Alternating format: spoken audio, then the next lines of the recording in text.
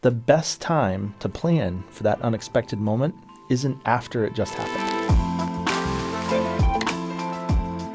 Hi there, and welcome back to the Trust Exchange podcast series, proudly presented by Norway Savings Asset Management Group. And without further ado, we're going to go around the table and say hello to everyone. Hi, I'm Barbara Kaw. I am a trust officer and relationship manager at AMG. I've been with the bank for a year now, but I've been in wealth management for over 20 years. Jake Ouellette. I'm part of the investment team here. I'm vice president and investment officer. I've been with the bank with Norway here since 2014, and happy to be here today. I'm Kurt Garascia, and I started with the team very early on. It's my 21st year with the bank, and I'm also a vice president and investment officer. Good to have everybody here today, again, for this episode of this podcast. This is a very interesting subject matter, one we can really go, deep into the rabbit hole about here. What if something were to happen? And that is a vague question here, but when unexpected life events occur, a solid financial plan gives you more than just a peace of mind. So it's important to plan ahead of time. So hypothetically speaking, what if something were to happen? What do we do? Where do we start, I guess, with this, Barbara?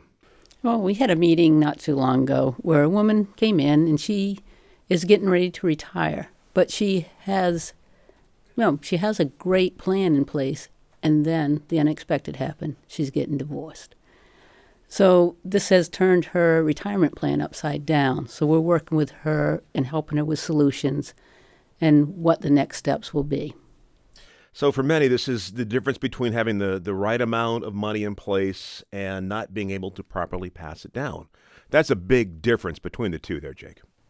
Yeah, I would say, in adding to Barbara's point, communication is very key. I think knowing your team of experts, who you have in your corner to help you, but not just for you. Who is the team that you have in place for the rest of your family, the people that you hope that the money or the assets are going to serve thereafter, and communicating that so when the happens, they know what to do. They know who to call. They know who, mom, dad, who the family trusted, where those relationships are, and what the resources are. I think communication is a really important aspect of maybe the first step. Yeah, Kurt, and being in the business for 20 years now, you've certainly seen your share of customers and clients who have dealt with the unexpected. Yep. One of the things that makes sense to me that a lot of people maybe don't think of when they're doing their own planning is most of the people that we work with are very successful people, very successful families. And so it can be almost unexpected for them to think there will be a time in the future where either myself, my surviving spouse, or family could really benefit from help that we might not need today. And so that's one of the things that we've been able to talk through with a lot of families. The best time to plan for that unexpected moment isn't after it just happened. And when you define unexpected, a life situation, we're speaking of death, divorce, disability, disagreement with a business partner. I mean, there really is a broad stroke of unexpected life events, isn't there, Barbara? There certainly is. We just had a client whose husband passed away unexpectedly. They're in their 40s. He just started a business, and they didn't have a will in place. Now, in this state that he happens to live in, the wife doesn't automatically get everything. There's actually a clause that if they have a surviving parent, that they may be entitled to 25%. Well, that's not part of their financial plan, so that has really turned things around for this woman. Mm-hmm. So what can you do for the unexpected? I mean, who's most unprepared, and really what can you do for this situation, because it happens so sudden, Kurt? I'll give a really easy one that I'm sure most people have dealt with. People are successful, people are living their lives, and you bring your car in for your state inspection, and wow, it needs more than it's worth to finish, fixing this car up, and that's something that we see a lot with our clients. So that's a minor thing, but where's that money coming from? Is that coming from checking and savings, or is it coming from an investment account?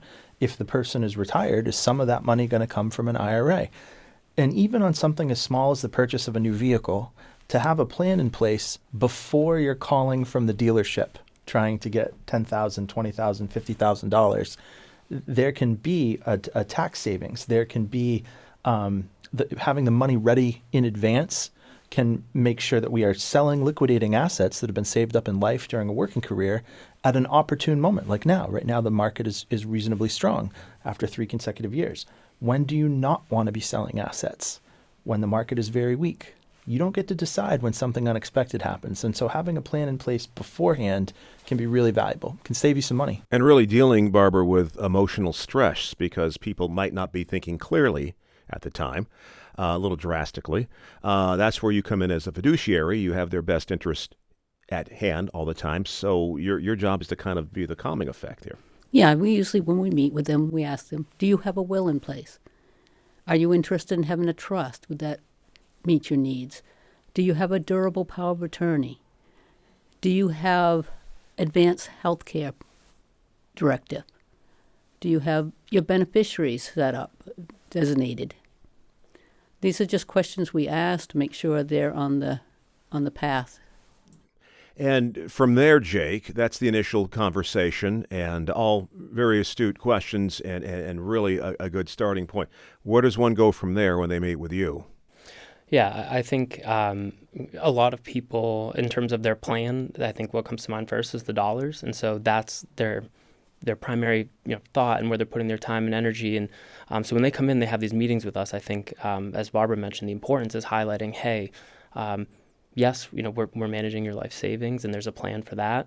But more importantly, you have goals that you've mentioned. We know your family. We know, what the end point is for all of these assets. And so we're constantly trying to drive home with clients in those meetings and interactions that there's a bigger picture than just the funds. And your family's important. All of those things come into every, client conversation that we're having face-to-face on the phone to make sure that we're addressing bigger picture, like beyond just the finances. And Kurt, where do you separate? There's a fine line between guardianship and financial management here. So how do you speak to whomever this may be to kind of separate the two and create some sort of equality here between the two? No, sure. For a lot of successful families, the moment that assets start to pass to children or even grandchildren, it's not an all-at-once thing. It's not a light switch. It's a first, I want to have a conversation where people understand where my money is, what I have. Then maybe a year, 2 years, 5 years down the road, it's, I'd like to start gifting in life, moving assets or something like that. And then when the time comes, it's, all right, now maybe a surviving spouse would like their, one of their children or more than one of their children to be able to speak with a representative about the family's wealth. And so these are matters that they're very delicate. They've got to be documented. They've got to be planned in advance. And they're all part of a larger conversation. And having that in place when, maybe an older loved one has a bad fall or, God forbid, an automobile accident or something like that, where something changes suddenly, you're not in a place where you're just starting from zero. So as we go around the room, let's look at a worst case scenario. How do we turn this situation around to make it as best as humanly possible given the circumstances? Yeah, I'll just jump in. I think Kurt and Barb might have a more specific example here, but one thing that comes up a lot when we sit down with people, especially for the first time, they're not thinking about the worst case scenarios, right? They're thinking about, I've got this pile of money and what do I do next? And so when, as Barbara mentioned, we bring up, do you have a will? Have you started to think about these funds in a sort of a broader scope here? A lot of, not yet, and I've got time, and there's this sense of I can defer that. It's not my sort of initial concern. And we try to highlight, like, it's an uncomfortable thing to talk about death, divorce, what happens if my business fails. Those are really uncomfortable topics. It's even more uncomfortable to have that conversation with your family or people at your business, right? So it's very easy to get away from it and sort of kick that can down the road. what we try to highlight for them is the most uncomfortable thing is going to be when that time comes and the thing happens and you don't have the plan in place. So we really try to reiterate, look, it may be uncomfortable, but doing that now is going to help you in so many ways. And it helps, I think having those conversations, us as a team, really builds a relationship and a sense of trust for when the time comes to then circle back to us as a group as a trusted resource for them. And I think, Kurt, you've got a very specific example with one client, if you want to share. I'm definitely going to throw this to Barbara in a second, but there was a client that we'd worked with for many, many years, probably over a decade, and she really, frankly, did not absolutely need our services. Incredibly competent woman, very high educational background, completely capable of handling her own financial affairs. She just knew that her husband had predeceased her, and she wanted someone there when she wasn't in that position. And pretty suddenly, she found herself in a position like that, where she received a cancer diagnosis where right from the start, she knew that she was probably not going to, be able to beat it. And so that's a really tough thing to have to share with a family. And it makes all the difference having people that have seen that before, have helped families before through loss and through the very specific technical elements, that happen. And that's where a trust professional like Barbara really, really can serve a family at a high level. Yeah, this client, we had developed a really close relationship with. I enjoyed going out and meet her. So when she got the diagnosis, she called me up and I went over there because she had some accounts at other firms. And what she wanted to do is bring them all to us to help her children. And through her, we got to know her children. So when time came and she was in hospice, we were working with her children to help them through this process. And when it came time to disperse the estate, we were right there with the kids, helping them every step of the way. So not only do we have a relationship with our client, we have a relationship with our client's children. How do you feel about that personally as a team, being able to take these situations and turn them into a positive? Well, it's hard because they're like family. And so we're very happy to help them. But personally, it's hard. Yeah. The thing I'd say is if you can step outside and look at what is the family seeing, what is the family feeling, to be able to make sure all the little things are getting done, that the account is perfectly diversified, that any expenses that need to be paid can be taken care of because the monies have all been prepared. That just takes a weight off a family when they don't want to be dealing on things like that. They want to be spending time with family. They want to be communicating to other relatives about what's going on. And you just don't want to be dealing with financial matters. You want a team, working with you in a time like that. And as a fiduciary, you have their best interests. This is full transparency. This is tough love. This is almost like being a coach at halftime and letting them know that, things have to this is the way things are. There's no getting around it. So you have to sometime take that role, don't you?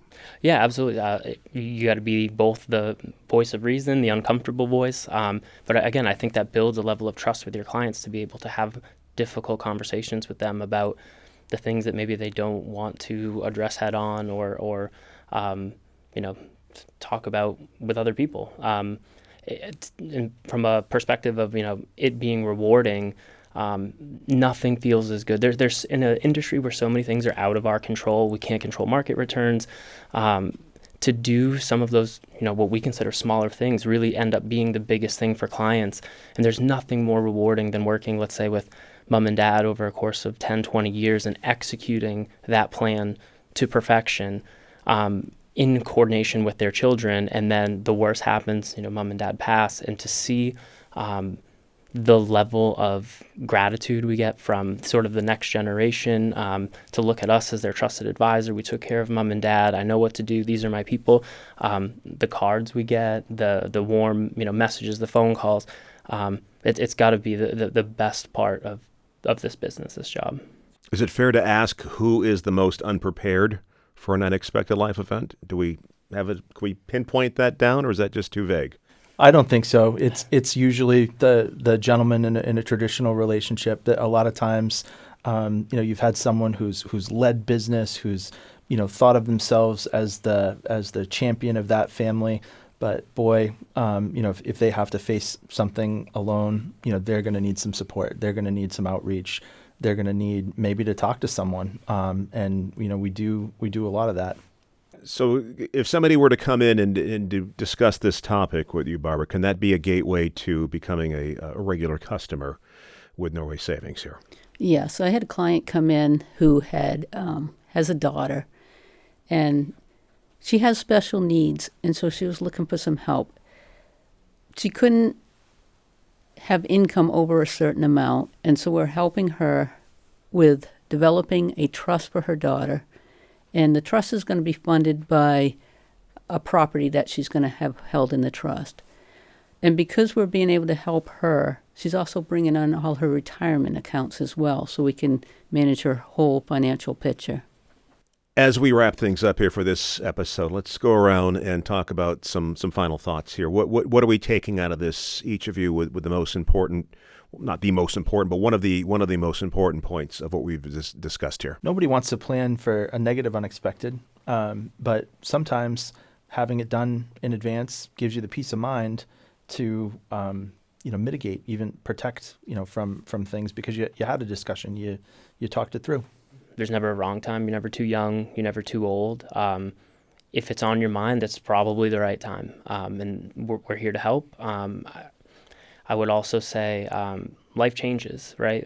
Both financially with your financial picture, but just everyday life circumstances. So there's never a bad, wrong, good time to revisit as well. I think a lot of people put plans in place. It's just as important to revisit them and make sure they reflect all the changes in your life. Barbara? Yeah, a lot of clients are hesitant to put a will in effect, and they don't really always want to talk about it. But we do prod them, it's time to think about having a will. And just so you plan for the future so that you don't get into one of these situations. All great advice, being fully transparent with those in times of need. So thanks, everyone, to the panel here. And that's it for this Trust Exchange podcast series, this episode, proudly presented by Norway Savings Asset Management Group, AMG. We will see you on our next edition of the podcast.